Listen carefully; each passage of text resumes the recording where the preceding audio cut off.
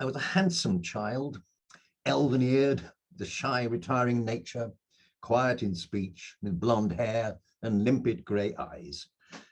My prep school days were glorious, a time of exploration and diversity, whose primary lesson I learned was that I should always be myself and not that which others would have me be. Apart from horse riding, in fact, it was pony riding, my mare being called Seabreeze, I didn't enjoy any other sports, considering them to be unnecessarily rough and physically dangerous. But I enjoyed walking and cycling, and that was how I discovered country churchyards and churches, especially those with massive funerary monuments and their life-size marble statues, some standing and wearing togas and holding scrolls, others reclining on straw mattresses in court dress and bigwigs, cold, pompous, and definitely dead. I like the inscriptions as well, usually long and some in Latin, which I found useful as translation exercises. And yet the legends I liked most were those that began with the words, "in a vault near this place," though it would be a little while before I met up with a burial vault. In my 13th year, when I had changed schools, I was given a copy of J. Mead Faulkner's Moonfleet, the story of a Georgian Dorset lad, John Trenchard, who became entangled with smugglers, by dint of which he came into the possession of a parchment with coded verses from the Psalms, which led him to the hiding place of a magnificent diamond, once a property of Sir John Mohun of Moonfleet. The story relates how one evening, when exploring the Mohun vault, he had need to hide from the smugglers, who used the vault as their place of contraband storage. He climbed onto one of the shelves and hid behind a large coffin. And when the smugglers had left, he crawled out of his hiding place, but fell through the coffin's lid and came face to skull with its occupant, Sir John Mohun. Noticing a locket around the skeleton's neck, he took it as a souvenir, only to find out weeks later that it contained the coded message which led to the discovery of the diamond. To me, it was a fascinating account and kept me spellbound for years, only to be disappointed when I came to realize in my mid-20s that Mead Faulkner's description of vault coffins was far from the mark. In August 1969, arsonists laid wait to the church of St. Mary's, South Woodford in Essex. It was my parish church at the time, and as part of the rebuild, the West Essex Archaeological Group, of which I was a member, was given permission to excavate the floor of the building to identify the earlier structures on the site. The faculty forbade the excavation of graves. Work began during the weekends of the summer months of 1971, and I felt perfectly qualified for the task, having just graduated in history and archaeology from Cardiff, and my appointment as a junior curator at the V&A being confirmed. On one Saturday, being an early arrival on site, and as I was walking along the north aisle, the floor gave way and plunged me into a burial vault. It was a large brick structure with a barreled roof, some 15 feet east to west and 10 feet north to south. The coffins had been stacked, so when I fell through the roof of the vault, I landed on a coffin a couple of feet below the apex of the roof, before falling onto the lid of its supporting coffin, and finally the lid of the coffin supporting the neighboring stack. I had one of two decisions to make, either to get out faster than I had got in, or to take the braver initiative and have a good look round. So I took the John Trenchard option, and how glad that I did. For I was not to know then that the noble dead had found the person they had long sought to be their champion, advocate, and historian. And this year, I celebrate my 50th anniversary of accepting that courteous invitation. As I looked around the vault with the aid of a small hand torch, I noticed hulking outer wooden cases covered in faded velvet, with gilded handles of swagged roses on back plates of winged cherubs' heads, rows of gilt-headed upholstery pins, huge tapered brass breastplates with armorials and enameled inscriptions. There were adults' coffins, children's coffins, infants' coffins, all of the highest quality, this being the vault of a wealthy 17th century merchant associated with the East India trade. How fortunate to have started my archaeological career with a top-notch burial vault. Further examination proved that Meade Faulkner himself had probably never entered a burial vault, for each outer case contained an inner lead shell, and that shell an inner wooden coffin. But the fascination for me was the quality, the style, and the materials used for the coffins and the coffin furniture. So like anything else I had seen in modern hearses crawling their way to church or crematoria, here was utter luxury, utter wealth, utter pomp, and I had been instantly captivated by the industry of death. And yet, when it came to writing up the report of the excavation, I was unable to find any references to coffin furniture or to previous vault examinations, apart from some rudimentary 19th and early 20th century descriptions of vaults, such as that by Dean Arthur Penrhyn Stanley's account of the opening of the vault of Henry VII's chapel at Westminster Abbey in 1876, and that of Thomas Barber in 1939 of the Byron vault at Hucknall Torknard in Nottinghamshire. Now let me say straight away that I was, and never have been, interested in the contents of the coffins. And to this day, I always sincerely hope that each new vault I'm asked to examine has securely sealed coffins. I may be brave, but then I'm also squeamish. South Woodford yielded 4 other vaults requiring recording during the project, all 18th century in date.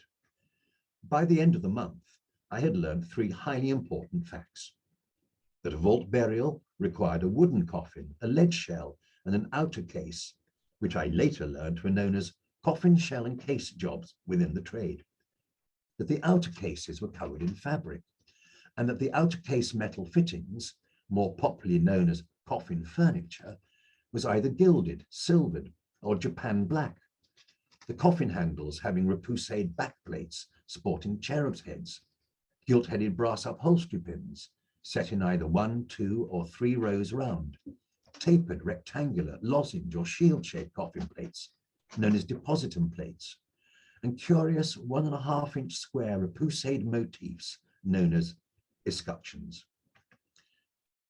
My main interest is in post-Reformation burial vaults, their construction and their contents. And though trained as a medieval archaeologist, I have a greater affinity with the early modern.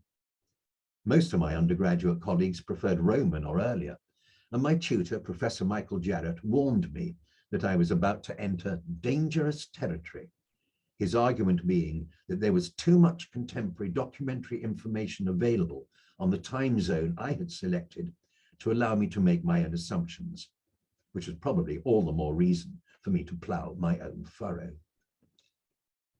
The coffin was, and to some extent still is, a status symbol, its finish and its furniture indicative of the position enjoyed in society by the deceased during his or her own lifetime.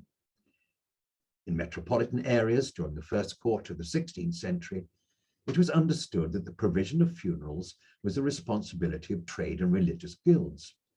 But after their suppression, the task tended to fall on the shoulders of carpenters, joiners, and cabinet makers. It was not until the late 17th century that the first recorded individual trading as an undertaker per se began to advertise his services. And this was William Boyce, who had established his premises in 1675 at the White Hart and Coffin in the Great Old Bailey near Newgate. But as there were no written rules or trade associations distinctly connected with furnishing funerals at that time, anyone could set themselves up in business as a coffin maker or undertaker, and indeed many did. Furthermore, the majority of London tradesmen advertising as funeral furnishers also doubled up as carpenters, decorators, upholsterers, and even auctioneers. The funeral trade itself had 3 distinct branches: coffin makers, undertakers, and funeral furnishers.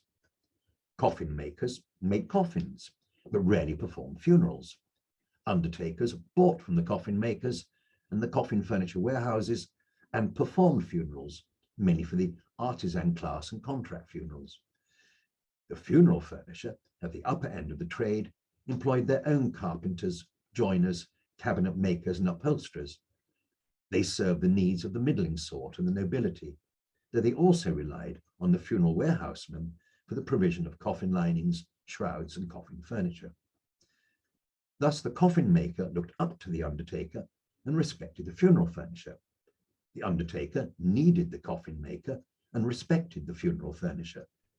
The funeral furniture traded with the coffin furniture manufacturer, but had no dealings with the coffin maker or the undertaker. Furthermore, the late 17th and 18th century funeral was anything but simple. Few clients ever went to the funeral furnisher's premises. Rather, they came to you. And whilst this might be seen as a courtesy on the part of the funeral furnisher, it was in fact a ruse on their part to ascertain for themselves the social status of the client and consequently the quality of funeral required. Funerals were frequently ordered with the phrase, "provide that which is customary," an almost resigned submission on the client's part that the funeral furniture would in any case have done so. An insight into the trade was provided in 1747 by John Campbell in his book, The London Tradesman. This is what he had to say. Generally speaking, most tradesmen have some particular ways to themselves, which they either derived from masters who taught them, or from the experience of things, or from something in the course of business. But the undertakers are a set of men who live by death and never care to appear but at the end of a man's life. Their business is to watch death and to furnish out the funeral solemnity with as much pomp and feigned sorrow as the heirs or successors of the deceased choose to purchase. They are a hard-hearted generation and require more money than brains to conduct business. I know no one qualification necessary to them, except that is a steady, demure, and melancholy countenance. I do not know that they take apprentices in their capacity as undertakers, for they are generally carpenters or herald painters besides, and they only employ as journeymen a set of men whom they have picked up, possessed of a sober countenance and a solemn, melancholy face, which they pay at so much a job. Of course, it would be wrong to imply that all undertakers were merely unctuous and obsequious. The funeral furnisher, the acceptable face of death, were master craftsmen, being cabinet makers, joiners, and upholsterers, working side by side under one roof, usually as a lucrative sideline to their everyday production of high-quality domestic furniture. Indeed, even Chippendale and Hepplewhite were not adverse to furnishing funerals for their wealthier clients. In the late 18th and early 19th centuries, London firms such as Daubign and Holland and France and Banting were able to provide outstanding merchandise for the middling sort. William Westbrook Banting, with his sumptuous premises in St. James's, which is now a chemist's, was the king of them all. Indeed, it was his firm who undertook the funeral arrangements for kings. In short, W. Banting was the chosen funeral furnisher of the nobility, with the majority of his wares destined for the shelves and loculi of dynastic burial vaults beneath England's estate churches, or the catacombs and mausolea of the great metropolitan cemeteries, such as Kensal Green, Highgate, Nunhead, and Norwood. Be that as it may, funerals were not always performed by the undertaker to whom one initially went. In 1843, Edwin Chadwick asked a Mr. Dix, a successful London undertaker performing upwards of 800 funerals a year, to explain how the system worked. Mr. Dix said that he frequently performed funerals 3 deep. That is to say, he did it for one person who did it for another, though he himself might have been the person to whom the relatives of the deceased had originally applied. Banting, for example, subcontracted much of his work to J.D. Field of East Grinstead, it being cheaper for Field to do so than Banting having to keep his own cabinet makers and joiners on his St. James's premises for the sake of the 15 or so funerals he performed in any one year. The markup to the client for this merchandise was set at 50%. But it is interesting to note that when Banting retired in 1932, J.D. Field's bid to become the new Crown Undertaker failed. Coffins destined for vaults, catacombs, and mausolea needed to be more robust than those required for earth burial. First, the body would have been placed into an internally dressed wooden coffin, whose planks were of oak about 30 millimeters thick. And once sealed, this would be covered in unbleached cambric. Thus wrapped, it would be placed in a solder-sealed lead shell, constructed of lead weighing 18 kilograms per square meter. And it was this which was placed into the highly decorated outer wooden case. Admittedly, there were some spurious tradesmen who had the audacity of charging for a lead shell, but omitting its provision. And this had some unpleasant results, particularly if the coffin was deposited in a brick grave within a church building, which gave rise to the expression, the stinking rich. At the east end of the south side of the Delaware Vault at Withyham in Sussex is a group of children's coffins of the early 17th century. The early 19th century reorganization of the vault conveniently placed onto two shelves examples of each of the three types of coffin used for vault deposit in the first half of the 17th century. They were anthropoid, tapered gable-lidded, and flat-lidded single break. The babies in anthropoid shells, one of 1617, the other of 1618, have been laid with their arms at their sides, and as smaller coffins survive better than those of adults, it is possible to ascertain how they were constructed and sealed. First, the body was laid onto a shallow lead tray with a lip, the upper section shaped to tightly fit over the body. And once the top section had been fitted into place, the lip of the base tray was eased towards the sides of the upper half and the joints soldered and neatly burnished. And probably one of the finest such examples of an anthropoid coffin containing the remains of Elizabeth Harvey, who died in 1651, can be seen at Hampstead in Essex. At Knowsley in Leicestershire are two anthropoid shells of London manufacture. One to an unidentified female who died in 1630 follows the standard pattern of a lower tray soldered to the upper shelf. The arms positioned alongside the body turn in at the elbows to have the hands above the groin. And whilst some attempt has been made to sandcast the features of the deceased, they are in line with the standard production of such coffins at that time. Depositum details tended to be inscribed directly onto the shell above the chest. The rectangular, square, and shield-shaped plates were also used, the legend being either inscribed, cast, or appliqued. The Barnardiston Vault at Kennington in Suffolk have a number of anthropoid coffins, and also the coffins in the Culpeper Vault at Hollingbourne in Kent, which have lost their outer wooden cases, provide an opportunity to better examine the complexity of some of the lead shells, where the use of applique lettering is in evidence. Knowsley also yielded an example of a lead shell with lifting rings and iron stirrup handles, indicating that in some instances an outer wooden case was not provided. One of the most important coffins of that period is that of the Princess Elizabeth, the second daughter of Charles I, who died in 1650, whose lead shell shows the transition from anthropoid through to gable-lidded and onto single break. And at the other end of the social scale, at the slightly later date of 1664, is the parish coffin at Howden, Yorkshire, made of half-inch oak with simple iron ring handles, and this presumably would have had a flat lid. By 1700, 1725, the funeral furnishing trade had become firmly established, providing funerals for all classes of society and at various costs depending on the social status of the deceased.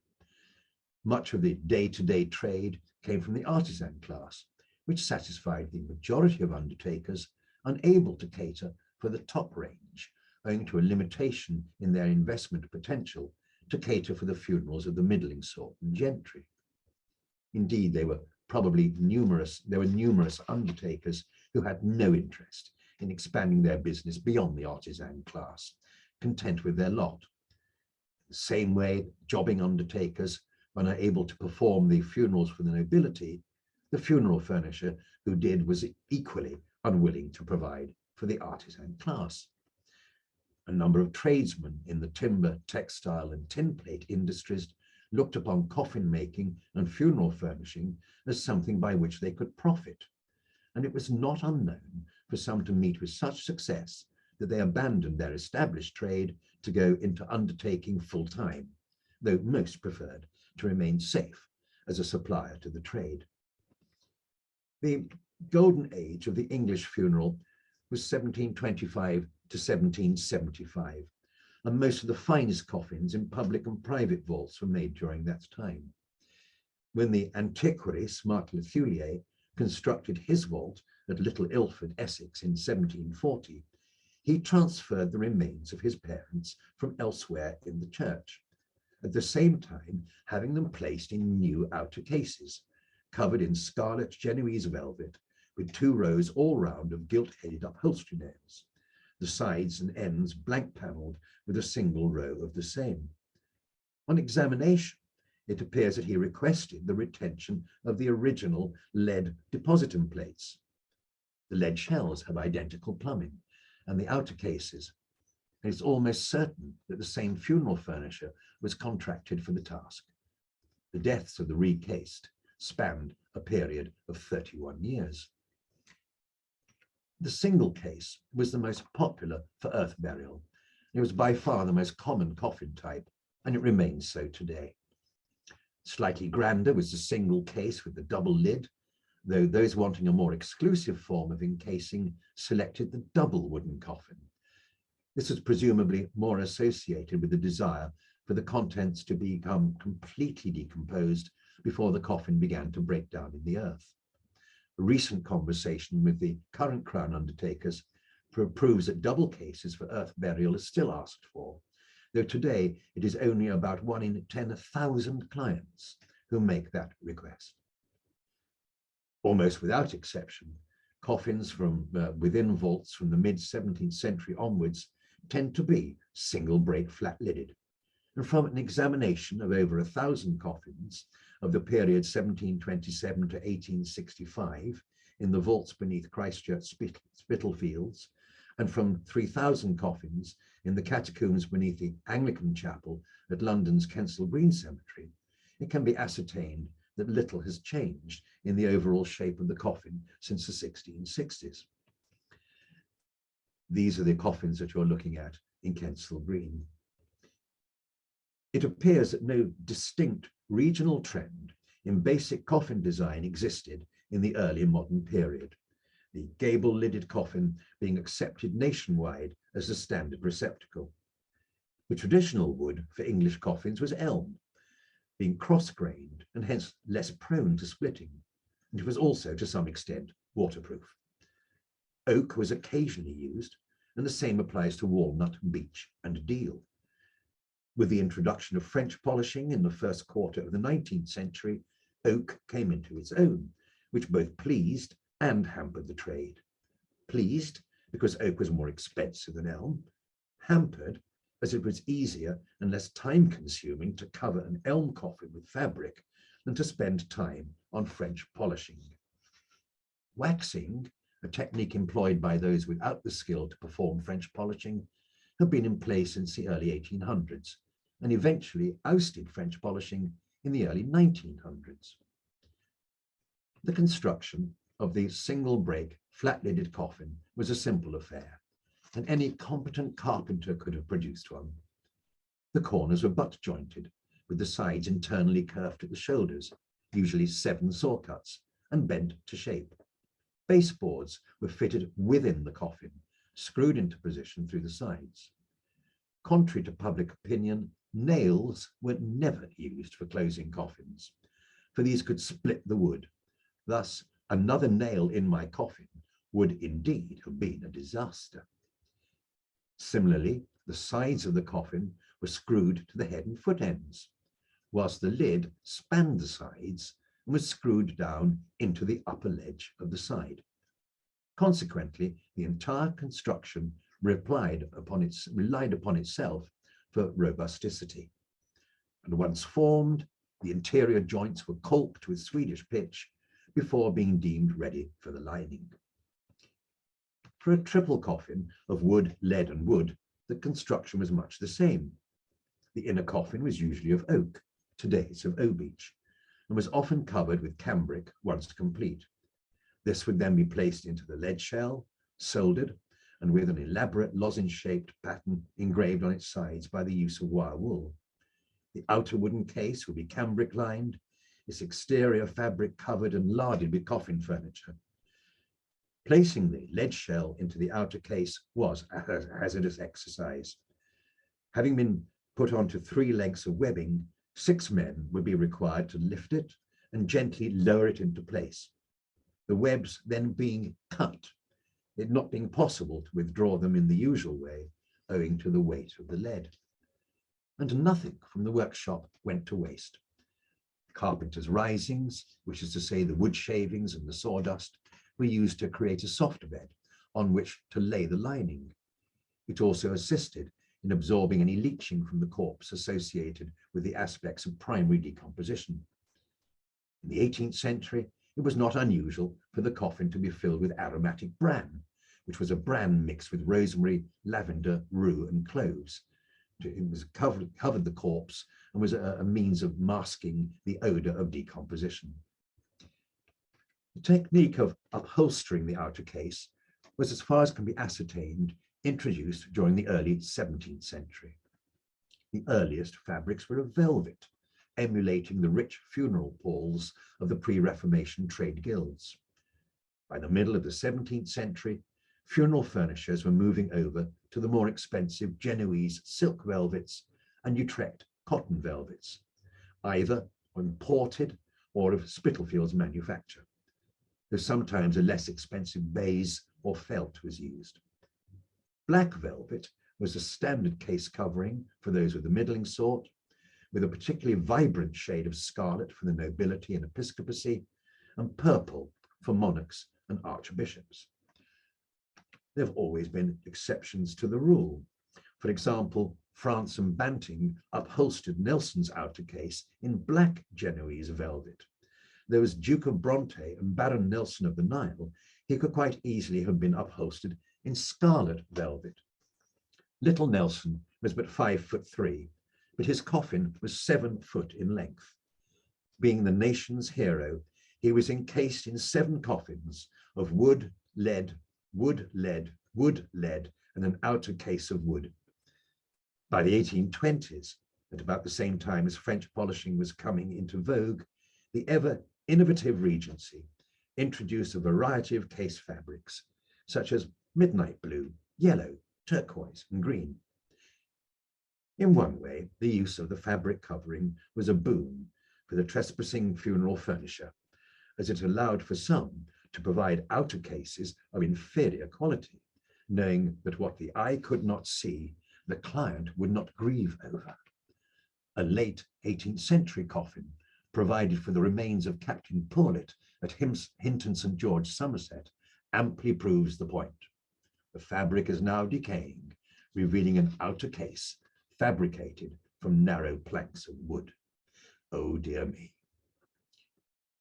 From surviving pattern books, trade cards, bill headings, receipts, contemporary written accounts, and livery company admission lists, we learn that Southwark and Whitechapel were the 2 centres in London for the funeral furnishing trade in the 17th and 18th centuries. Southwark specialised in tin-dipped stamped iron coffin furniture, whilst Whitechapel was the area for coffin makers. Spitalfields, the home to the Huguenots, had a strong hold on the black stuff industry, the name given to the rich and expensive silks and velvets reserved exclusively for the funeral trade. Most 18th and 19th century coffin furniture was fashioned from wafer-thin stamped sheet iron. Until then, it was either die-stamped and hand-engraved brass, copper, or lead for the breastplate, and cast iron for the grips. Bronze was occasionally used, but then only for the handles and backplates, and only then for the more expensive coffins. Similarly, gilded brass seems to have been reserved for the coffins of the nobility, and Japan stamped iron for the artisan class.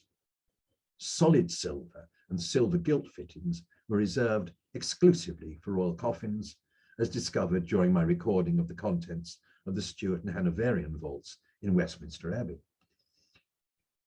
As with most trades, the coffin furniture industry had its own nomenclature. Coffin handles were known as grips, the handle back plates as grip plates. The lid decorations were motifs, and the small decorations on the sides of the coffins, small as these motifs were, luxuriated in the expansive title of escutcheons. It was John Pickering, a London toy tinplate maker in Southwark, who patented a process in 1769 for stamping ornaments from thin sheets of block tin and Britannia metal, particularly coffin furniture, and these were mechanically rolled. The funeral trade, always on the mark to adopt a cheaper way of making the tawdry appear expensive, wedded themselves to Pickering's invention. And with the japanning sweatshops in the Pontypool region of Wales, he was able to produce something for the coffin which at 50 feet looked like pure silver. Unfortunately, Pickering's monopoly did not last long, for in 1777, the Birmingham brass founders, Marston and Bellamy, improved Pickering's process and soon took over from him as the main supplier of die-stamped coffin furniture. Part of the Woodford post-excavation research led me to the prints and drawings department at the V&A to see if they might have any 18th century metalworkers' pattern books which might contain images of coffin furniture. And I was in luck, for it yielded 3 such pattern books, one of great sumptuousness, issued in 1783 by Chewsley and Cooper, whose coffin furniture and ironmongery warehouse was situated at 221 Borough High Street, Southwark. It was many years before I came across such items from their catalogue. An anonymous catalogue of 1820 to 25 was my second discovery, and a third of 1826 by a manufacturer with the initials EL, possibly Edward Lingard of Birmingham. The 2 later catalogues were still producing items in the 18th century manner. Indeed, comparisons between the 2 later catalogues showed that there was no such thing as copyright, as many of the designs were replicated. A 4th of 1837 turned up in the 1990s when I was cataloguing the library of the Linford Bridgemans in Lichfield. Whilst most of the designs in these catalogues were the same, they were provided in a number of finishes, though all of them were nothing more than die-stamped thin tin, subsequently gilded, silvered, or japanned.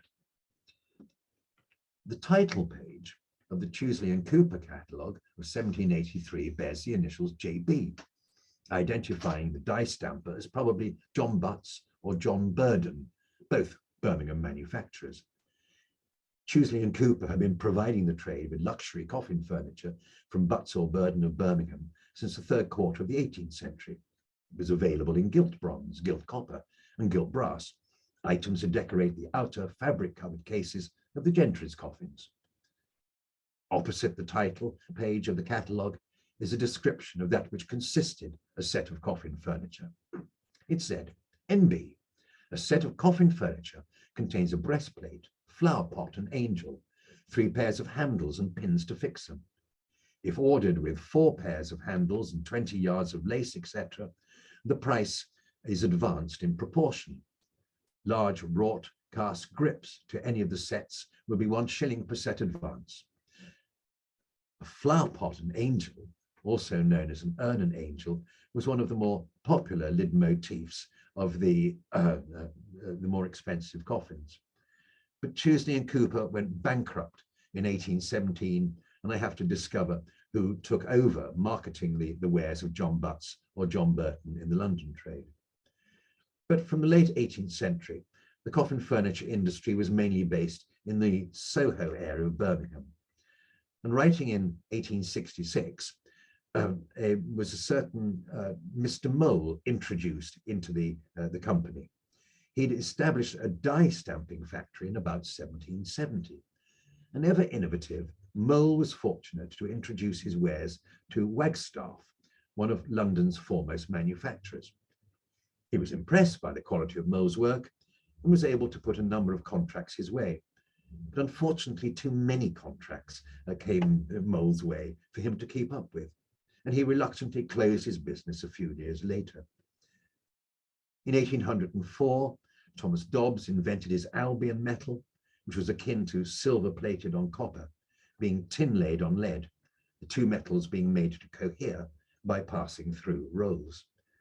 And this cheaper product soon gained in popularity for the production of the coffin furniture.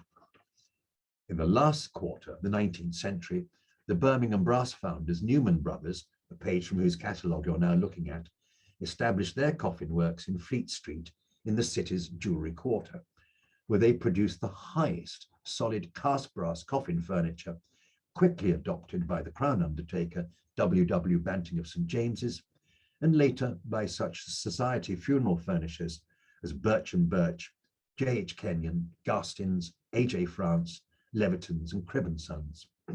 Sadly, Newman Brothers closed in 2002, but not before Leviton's, A.J. France and Cribb and Sons had cleared them of their, by then, small stock of solid brass coffin furniture, subsequently used on the coffins of Diana Spencer, H.M. the Queen Mother, the Duke of Edinburgh, and Her late Majesty Queen Elizabeth II. Many other mid-19th century and early 20th century Birmingham firms began to produce stamped iron coffin furniture, Ingle, Parsons and Clive to name but two, who later amalgamated to form the company of Ingle, Clive and Parsons, although it soon reverted to the name Ingle, Parsons and Clive. Bristol, Gardner's had a strong hold, and in London, the main suppliers, but not manufacturers, were Doddridge Brothers. The Birmingham, Bristol, London companies also took advantage of modern forms of communication and transport, and with the advent of the railway and telegraph, undertakers knew their orders could be dispatched to them within 24 hours of ordering. Even so, the discerning funeral furnisher knew that their wealthier clients would only accept the products of Newman Brothers, who were also known for their elegant, hand-engraved and enamelled tapered brass breastplates. One of the ways of doing away with the rows of upholstery pins was to resort to that which the coffin furniture trade referred to as lace. White coffin lace, being made from Britannia tin metal, before moving over to Albion metal, and the black lace from very thin rolled out lead, were quite common. And two fine examples of the use of coffin lace survive in the Bertie Vault of Branston in Lincolnshire. You can see them here on the two coffins in the upper left-hand side of the vault. But what has yet still to be determined is the manufacturing authorship of coffin furniture designed for the use on the coffins of the nobility. Not one of the surviving 18th and 19th century coffin furniture catalogues offered such merchandise. I have yet to see a catalogue displaying the many items of die-stamped grip plates incorporating repoussé coronets of barons, earls, viscounts, marquises, and dukes. So who made them? Where did they come from? Was it from one firm or more? And I have no idea, and to date neither has anyone else, of the authorship or manufacture of the three-dimensional funerary gilt tin coronets, which I show some particularly fine examples in the Paulet vault at Hinton St. George in Somerset. The same vault yields a truly splendid set of stamped gilt copper grip plates with integral coronets and a trinity of charming chinoiserie bells on the coffin of the second Earl Delaware, who died in 1777. I'd dearly like to know who made those. Coffins were not made to measure. Coffin manufacturers were producing their merchandise all year round, as is the case today. Their stock to be drawn on when required by the undertaker. The reason for measuring a corpse was simply to ascertain the size of stock coffin to be bought in from the coffin maker. And neither were all coffins put to funerary use. On the 6th of February, 1771, Colonel Luttrell turned up at Mrs. Cornley's masquerade at the Pantheon, London, dressed as a coffin. One assumes it was in actuality a wooden frame over which the rich red velvet had been tacked. R.S. Kirby, who witnessed the spectacle, recorded that Luttrell cast such a pall of gloom over the proceedings that he was obliged to leave. To digress, the Swiss inventor Joseph Merlin was also present, sporting his new creation of roller skates. Unfortunately, he hadn't quite mastered the art and went out of control, scattering the company and ending up by smashing into a pier glass. Not a terribly successful evening for Mrs. Cornley. One innovation of the 18th century was the self-locking iron coffin to ward off potential body snatchers. A handful survive, but none as grand as that being offered to the public in 1810 by Jarvis and Son of Charing Cross. With iron bands this way and that way, self-locking spring clips and half-headed screws, it was the excellent foil. Jarvis's advertisement assured the fastenings of these approved receptacles will have the satisfaction to those whose friends are buried within one that their remains cannot be stolen, or of their coffins broken to pieces before they are decayed. And this security must afford great consolation at an era when it is well authenticated fact that nearly 1,000 bodies are annually appropriated to the purpose of dissection. But read the small print. NB, a patent coffin may be had at an additional charge of 3.5 guineas and used with or without lead. Quite expensive, when the average cost of an earth burial for an artisan at that time cost but 17 shillings. 3 coffins in the Bell Vault at Milton, Kent, depict the development of case decoration between the 1820s and the 1850s. Eleanor Bell, who died in 1827, has a scarlet velvet upholstered elm case, which with its cherub grip plates might have been equally at home for the 1720s, but for the idiosyncratic decoration on the lid. John Bell's coffin of 1836 is upholstered in turquoise velvet. It's more a la mode with neo-Egyptian ormolu fittings and a typical early 19th century design in the upholstery nails. Whereas Jane Bell, who died in 1855, has an exceptionally elaborate 1.5-inch waxed oak case with black-headed upholstery nails and neoclassical furniture. In the 1870s, different styles of coffin for vault deposits were being experimented with. Delaware Vault at Withyham has 3 examples of the flat-lidded tapered coffin, based on an earlier design of 1856 by George Edmund Street. Elegant handles of solid cast brass were provided by the Birmingham firm of Newman Brothers, who we've met up with before. And then there was the Manila, introduced by Ingle, Parsons and Clive in the late 1880s. Probably not as robust as the G Street design, and presumably more intended for earth burial than the vault.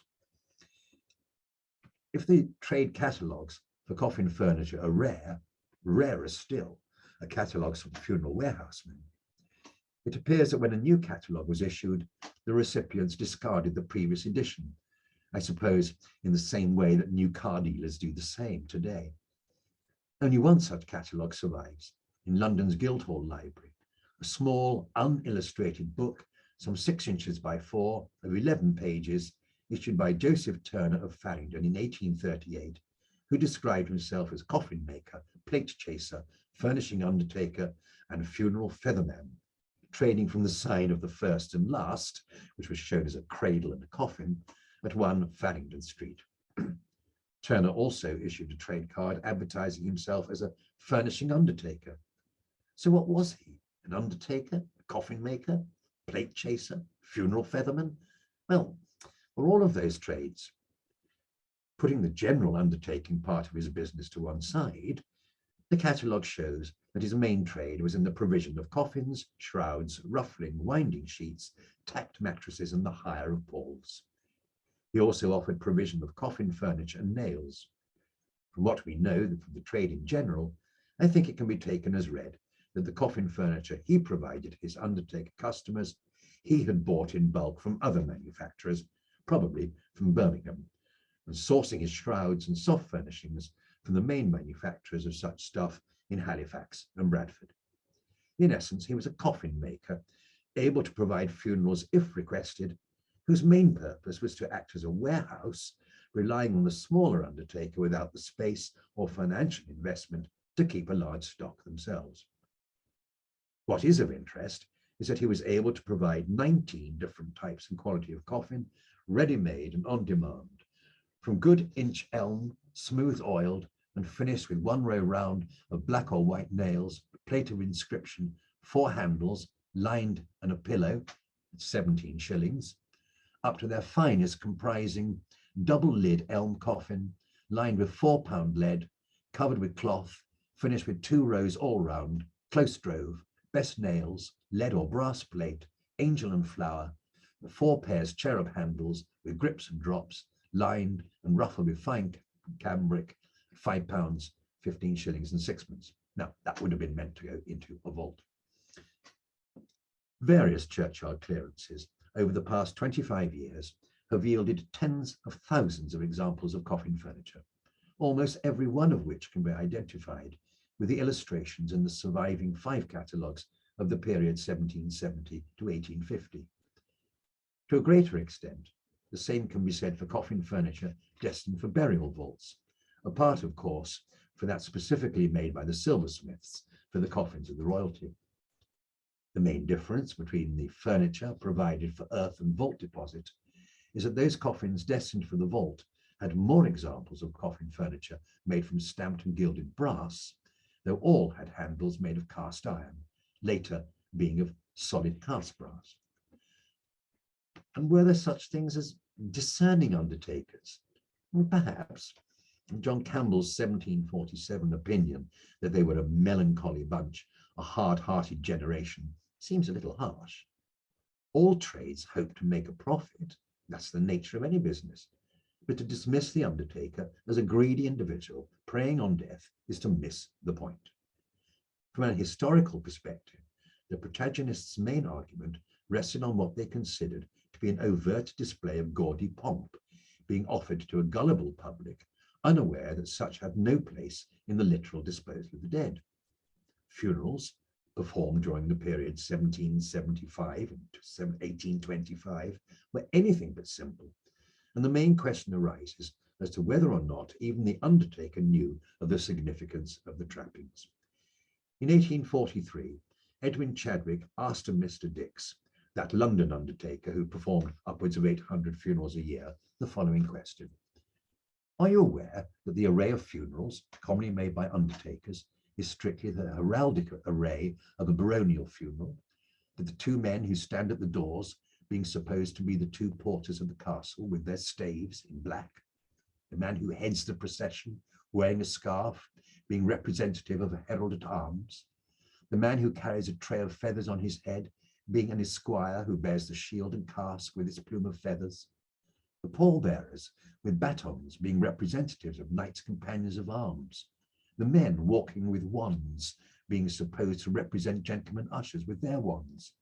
Are you aware that this is said to be the origin and type of the common array usually provided for those who undertake funerals? To which Mr. Dix replied, no, I'm not aware of it. When Chadwick went on to ask if it may be presumed that those who ordered funerals were unaware of the incongruity for which the expense was being incurred, Dix agreed with Chadwick that he thought it highly unlikely. The mid-Victorian undertakers were arguably the most backward-looking tradesmen of their day. There were so many openings which they might have exploited, but it never occurred to them to do so. The manufacture of coffin furniture and soft furnishings were independent trades, and here was golden opportunity for the undertaking business to take over, but they didn't. Only Dottridge Brothers and Ingle Parsons and Clive made any attempt at competing with the individual concerns. But then even they were little more than funeral warehousemen, albeit on a far larger scale than Joseph Turner in the 1830s. Again, there was no assault being made on buying into the mourning card or mourning stationery business, or the extremely lucrative trade of mourning jewellery. Both Courtauls and Jays of Regent Street rest assured that not one undertaker showed an interest in buying into the mourning warehouse industry, nor did any undertaker or cooperatives of undertakers show interest in taking advantage of private cemetery ownership, though Kensal Green and Highgate, for example, were more innovative, having their own appointed undertakers from within the trade. There had been an attempt in the 18th century to make the trade more acceptable, with the College of Arms hindering the grant of a new charter to the Upholders Company in 1722, Some city undertakers tried to form their own livery company. George Bickham issued a trade card for the United Company of Undertakers, trading from their house at the corner of Southampton Street. But this address was also that of Robert Legg, upholder, appraiser, and undertaker, which makes it appear that the United Company was probably merely a cooperative of neighbouring tradesmen. In the end, Guildhall chose not to recognise undertaking as a craft. As it was, a goodly number of persons trading in the city as undertakers were already themselves members of the Worshipful Company of Upholders, which led to them issuing blank trade cards in the 1730s, available for use to those members of the company who also furnished funerals. Interesting trade card of the same date, produced for Christopher Gibson, cabinet maker and upholder of St. Paul's Churchyard, himself a member of the Worshipful Company of Upholders, includes an illustration of the interior of his premises, 2 hatchments and 7 escutcheons displayed, informing us that he also furnished funerals as sideline. By the close of the 19th century, the funeral furnishing trade did not stand up to close examination. In the main, they were a semi-educated band with neither livery or trade union affiliation. Worse, some were outright greedy, with the occasional client being brought to the brink of financial ruin by undertakers charging overinflated and extortionate prices for an unnecessary spectacle which few could either understand or afford. And this was especially heinous, as items charged for, such as palls and plumes, were almost always put back into stock to be hired out on numerous occasions. Late 19th century coffins had become less elaborate. No longer were the outer cases fabric covered, neither were they French polished. Instead, the trade had moved into using beeswax. It was varnished too, but the damp conditions of some burial vaults gave rise to the varnish cracking and lifting, allowing the outer case to become waterlogged. The use of beeswax prevented such a disaster. Coffin furniture had also given way to simpler and less elaborate designs. Gone was the tin-dipped stamped iron and the Dutch gilded thin brass. In its place were the hulking, heavy, solid cast brass from Newman's of Birmingham, first used on a royal coffin in 1901 for Queen Victoria. And this quality of merchandise was to be welcomed, and within a space of less than 50 years, the outdated 18th century designs had been abandoned by the funeral furnishing trade. And this move was applauded by William Allen in 1866 in his book, The Brass Manufacturers of Birmingham. He wrote, "Very marvellous are the designs of these ornaments, these cherub heads, bodiless but winged, though guillotined, still smiling and puffy-cheeked. This tall damsel, trumpet in hand, about to announce the crack of doom thereon. This disconsolate but no less classical matron, embracing the urn over which the cypress, if indeed it be not a weeping willow, is drooping so impossibly. These terrible pagan inverted torches, symbol of a fire that is quenched and of naught beyond, if it be not a fire unquenchable. These serpents of eternity, diligently engaged forever in the mastication of their own indigestible tails. These amorphous things that stand for the restful poppy, or flowers emblematic of the frailty of light. Who shall tell how architecture, classical, Gothic, and barbaric, has been ransacked to furnish the ornamentation of coffin breast, foot, and handle plate? What heterogeneous hash of design had helped to disfigure the metallic lace? Surely there is no intrinsic necessity in this miserable decoration, no valid reason why our coffin mountings should not bear a Christian and appropriate symbol, why the infant span long, youth merging into manhood or womanhood, middle age and venerable old age, should not be meekly typified in some simple, touching emblem. A little care, a little thought, a little skill is all that is required to convert these things, with shapeless sculpture decked, from a mere mockery into fitting and insignificant symbolism. To sink a die good in design costs but little, if any more than a bad one, and once sunk, the cost of the article produced from it is the same. But the undertaker is like the clown in Hamlet. He has no feeling of his business. He has to perform the funeral, and he performs it, generally speaking, in a highly respectable fashion. Far be it for us, however, to reveal the mysteries of the trade. Coffin manufacturer stands last in our series of reports on the industries of Birmingham and the hardware district, and thus not inappropriately ushers in the end.